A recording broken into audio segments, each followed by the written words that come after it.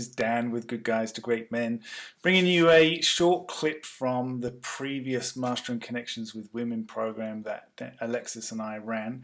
This clip is talking about intimacy, talking about the things that come between two people when you want to create connection, when you want to get intimate with somebody, whether that's having a conversation, whether that's being closer physically, whether that's getting to know what the other's emotion is right at that point in time.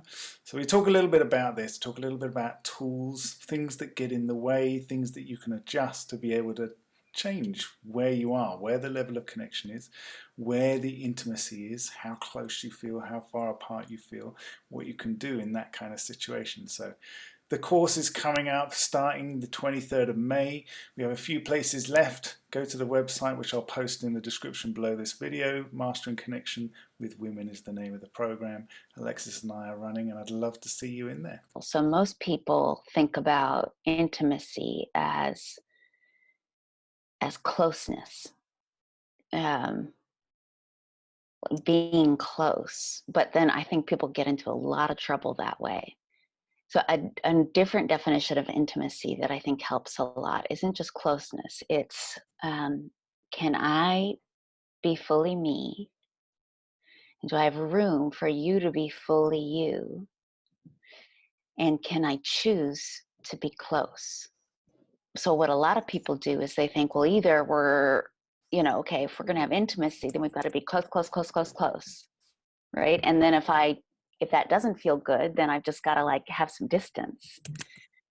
But it's actually a completely different thing to think okay, intimacy is actually, can I fully be myself? And do I have room for the other person to fully be themselves? And then can I be close? And how much choice do I feel about coming closer at any given moment? So there's physical closeness. There's, do I even want to talk right now? Do I want to connect? And then there's even the little ways where, especially when we don't feel like we have choice about this, where it's oh yeah, no, I have to do this. The other person wants to talk. Okay, sure, I'll talk. But actually, I'm not ready to, or I'm mad or something else. So I'm going to keep a part of me not close, even though I'll be here physically. I'll talk with you, right? So there's lots, I can hear that. There's lots of layers, and it's the dance of intimacy, right? And it's not like an on and off switch. But it really is how much choice and flexibility and capacity do I have to have the intimacy that I want? And that so it's not, am I intimate or not intimate? It's do I know where all the dials are that regulate intimacy? And can I choose to have more or less of that at any given moment? It's always naturally fluctuating, right? But you'll probably find that there are ways that come easily to you and then things that don't. One way to think about this is okay, what gets in the way of us having that? One way to think about that is anxiety.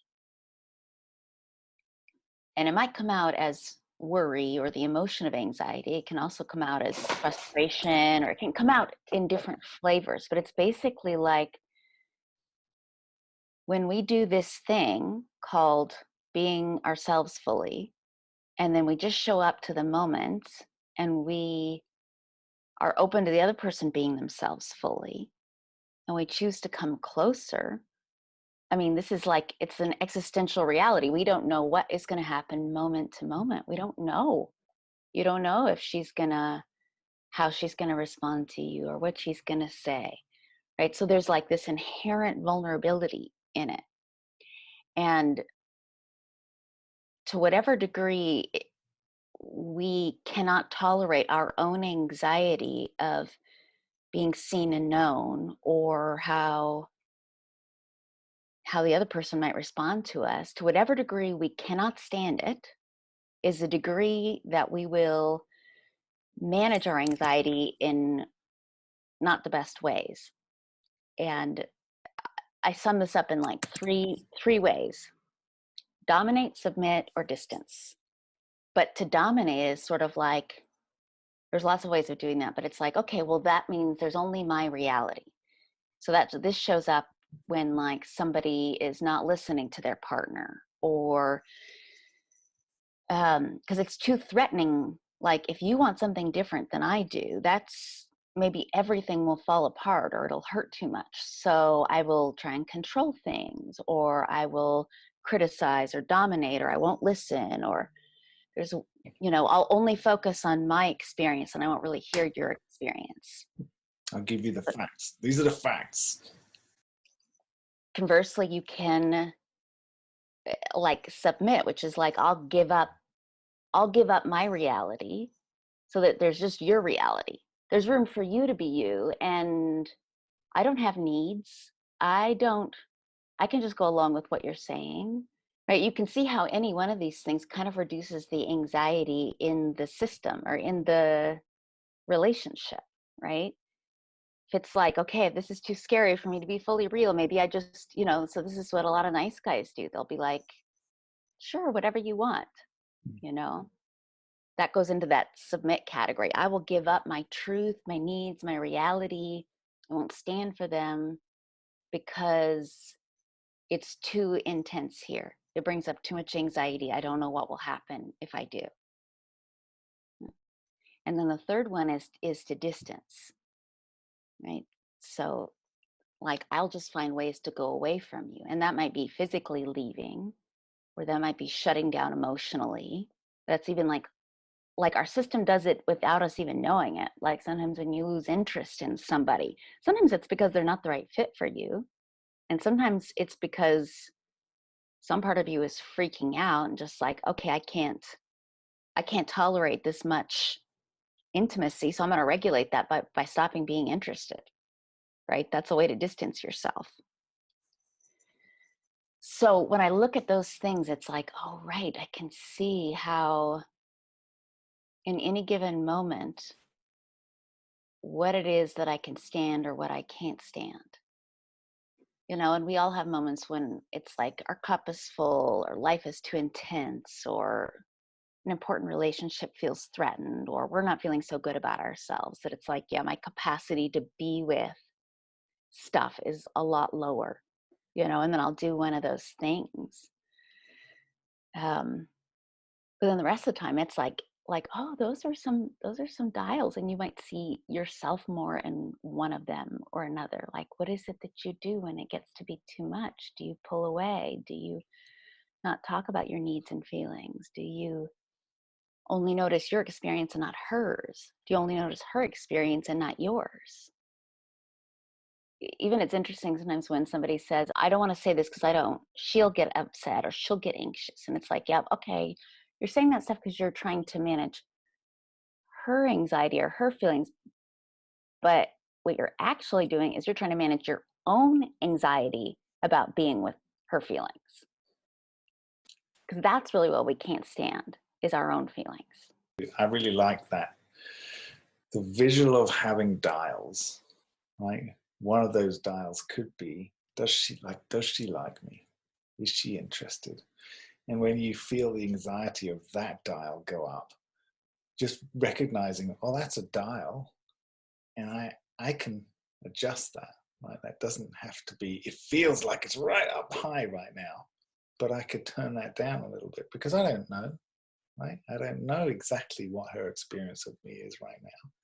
So I can play with that dial, and I can still remain open, because sometimes that dial is kind of cutting you off. Like, it's up high, I'm anxious, that's shutting me off. So she's just feeling this resistance or this anxiety or this, in some way, pulling away, whatever it is that we do naturally. And we all have we generally have a particular one that we will go to by default. So what we did after that little introduction, we were talking about the different things that can happen, the different patterns that people can have with regards to how they close off connection, how they're able to open up the intimacy or the opportunity for intimacy versus, subconsciously or unconsciously closing it down, causing some resistance between the two of you that you don't really know what it is, but it's there and you can feel it between the two of you, and it stops the connection, it stops the intimacy from going deeper. So what we did after that discussion, we then went into some practice where we were able to give live feedback and go through some exercises and show the guys that were in the course with us their particular patterns. How do they close off the connection without even knowing that they're doing it?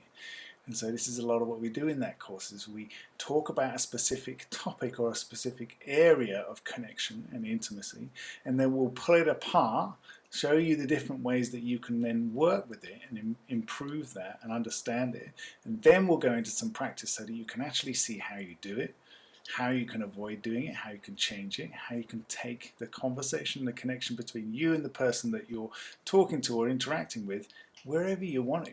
And so then it starts to become really fun. You get used to the different experiences, sensations that you're having in live conversation, in live interactions, and then you can start to move it in any direction that you want. So this is what we do. This is what we love doing in this program with guys, getting you to really embody your ability to lead the conversation, your ability to lead the dance of intimacy and connection. It's a lot of fun. So I'd love to see you in